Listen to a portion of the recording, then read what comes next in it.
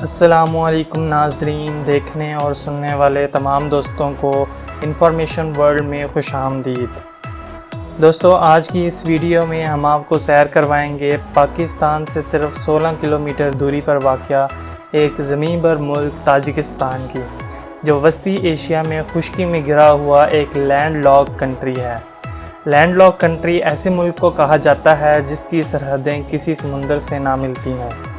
Tajikistan کی سرحدیں مشرق میں چائنا، مغرب میں ازبکستان، شمال میں کرغزستان اور جنوب میں افغانستان سے ملتی ہیں۔ دوستو، جب سوویت یونین کا اتحاد ختم ہوا تو اس کی ایک وجہ تاجکستان سے افغانستان میں حملہ کرنا تھا، چونکہ تاجکستان اس وقت سوویت روس کا حصہ تھا اور دراصل سوویت روس افغانستان کے راستے پاکستان سے ہوتا ہوا پاکستانی بندرگاہوں یعنی گرم پانیوں تک رسائی چاہتا تھا۔ لیکن پھر جو افغانستان میں روس کے ساتھ ہوا وہ تو پوری دنیا نے دیکھا۔ اپنے آپ کو دنیا کا سپر پاور منوانے والا ملک ٹکڑوں میں تقسیم ہو گیا اور دنیا کے نقشے پر کئی نئے ممالک سامنے آئے۔ انہی میں سے ایک ملک تاجکستان تھا جس نے 1991 کو سوویت روس سے اپنی آزادی کا اعلان کیا۔ پاکستان ان چند ممالک میں سے ایک تھا جس نے سب سے پہلے تاجکستان کی آزادی کو تسلیم کیا۔ آزادی کے بعد 1992 سے 1997 تک یہ ملک زبردست خانہ جنگی کا شکار رہا، جس میں تقریباً 5 لاکھ سے زائد لوگ بے گھر ہو گئے اور معیشت بری طرح تباہ ہو گئی۔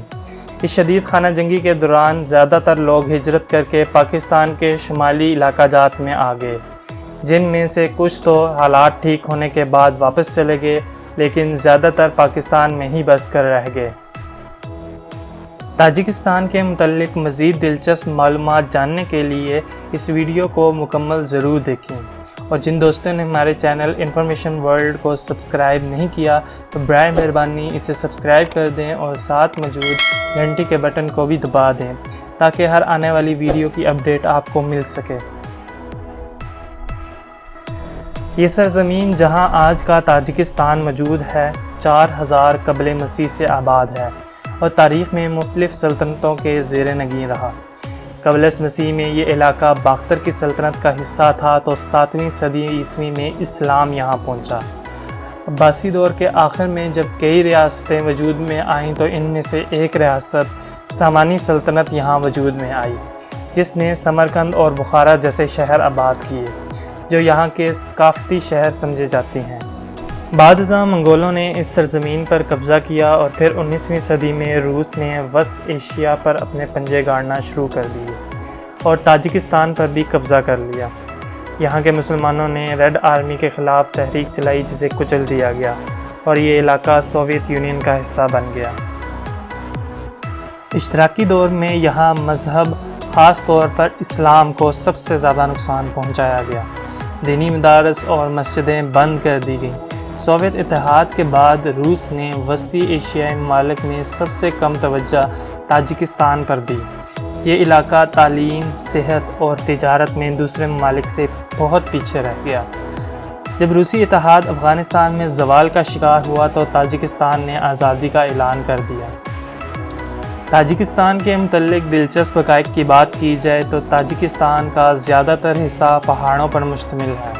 ملک کا کل رقبہ 1,43,100 مربع کلومیٹر ہے، جو اپنے رقبے کے لحاظ سے دنیا بھر میں 94 نمبر پر شمار کیا جاتا ہے۔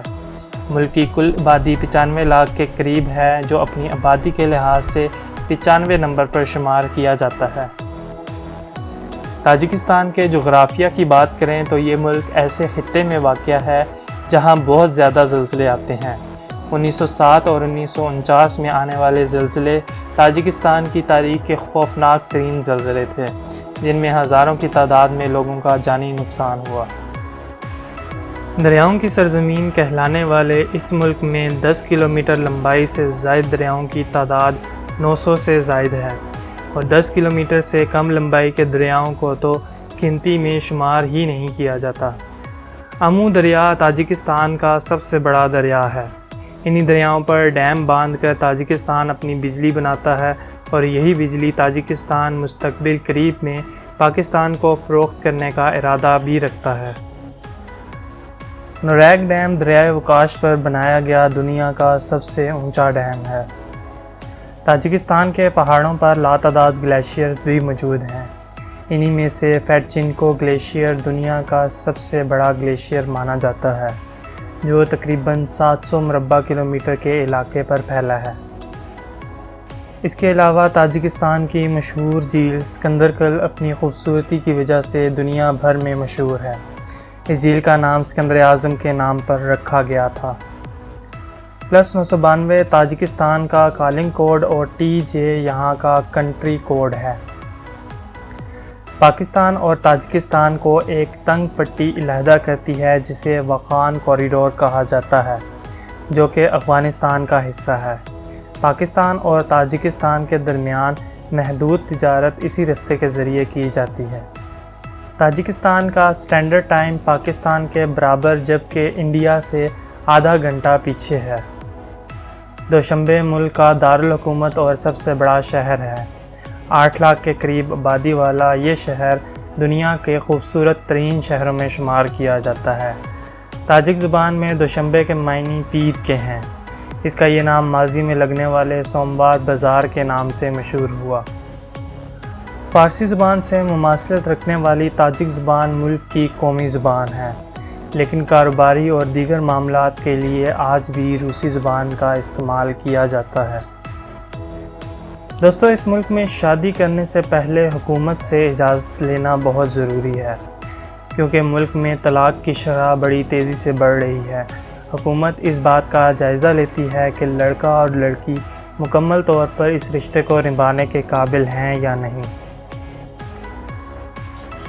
آزادی کے بعد ایک طویل عرصے تک اس ملک میں روسی روبل کا استعمال ہوتا رہا، تاہم بعد ازاں تاجکستانی کرنسی تاجکستانی سومونی دریافت کروائی گئی، جو کہ پاکستانی 16.24 روپے اور انڈین 7.27 روپوں کے برابر ہے۔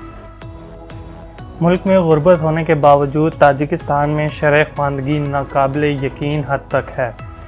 ملک کی 98% آبادی لکھنا پڑھنا جانتی ہے۔ اس شرح خواندگی کے پیچھے روسی نظام تعلیم ہے، جو انہوں نے اپنے دور کے آخر میں اس خطے پر رائج کیا۔ تاجکستان کی زیادہ تر آبادی مذہب اسلام سے تعلق رکھتی ہے، جن میں سے 95% سنی مسلمان اور 3% شیعہ مسلمان آباد ہیں، اور 2% لوگ دیگر مذاہب کے ماننے والے بھی اس ملک میں آباد ہیں۔